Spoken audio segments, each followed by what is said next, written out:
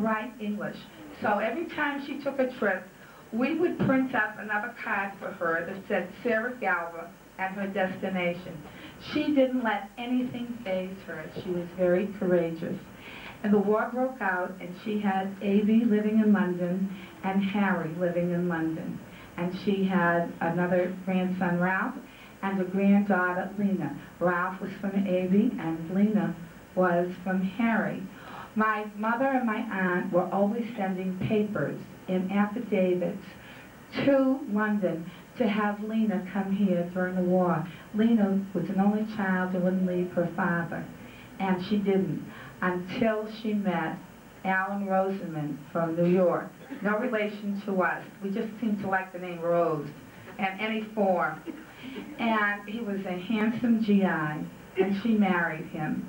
And she came to visit in Lynn. She lived in New York. And there was a great resemblance between her and my mother. I'm very sorry that she couldn't be here today. I'm sorry all of them couldn't be here today because they would have enjoyed being here and seeing the cousins that they've already known and meeting the ones that they never known. I feel very honored to be here to represent my Bubba because she was a beautiful lady, had so much love to give, so much warmth and such magnetism that anyone that ever met her never forgot her and spoke to me of her with such love, such respect, and such devotion. Before I end my grandmother's saga, because I'm not going to go into all the births and deaths, they're listed here, and you'll know them. I want to mention one other person, and that's from the family of Farrelly, and that was my cousin Fatia, who was known as Stanny. She married Chaim Chesler. They were a wonderful couple. They visited, they were warm. She was very, very attached to her family, and she had two brothers living in Argentina. Most of her family, I believe, was lost during the Holocaust. They never had children, and there's no one to speak for them. So I wanted to make sure that I mentioned my wonderful cousin Fanny and her husband Chaim, who considered himself a member of our family, so that they won't be forgotten. The rest of the family, my Bubba lived to be 98 years old. My mother died at 55. Tilly died at about 54 or 55. If I'm running too fast, too late? It seems that there was heart trouble, and in those days when they got scarlet fever, they got rheumatic fever, and it left them damaged.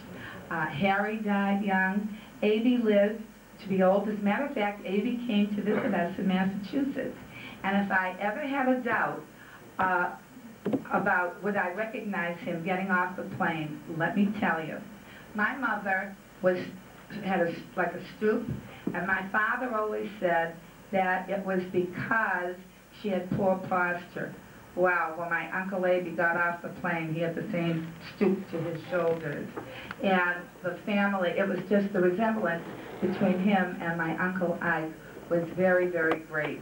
So they all resembled one another. They were interesting characters. I have one other thing to add to this, and how strange life is. My son went to BU. At BU, he met a girl from Livingston, New Jersey. When her mother came to visit me and we got to talking, I had, when you walked into my house, where the front hall was, with the wall running up, I had all family pictures of my great-grandparents from my father's side and my mother's side. And my daughter-in-law, now daughter-in-law Karen, was mother was very, very interested in it. And when we got to talking, we found that her father had been born in Smeantich. They went to England, and when they came to New York from England, there were societies in New York from Smeantich, and they would get together and they would have meetings, and these meetings would start with, and if you understand Yiddish, mein getreite and geliebte Freund. And that's what I want to say to you. You are all my getreizte and geliebte Freund. That means very good and very loved friends. And I think that's all I have to add. Now, if there's any questions?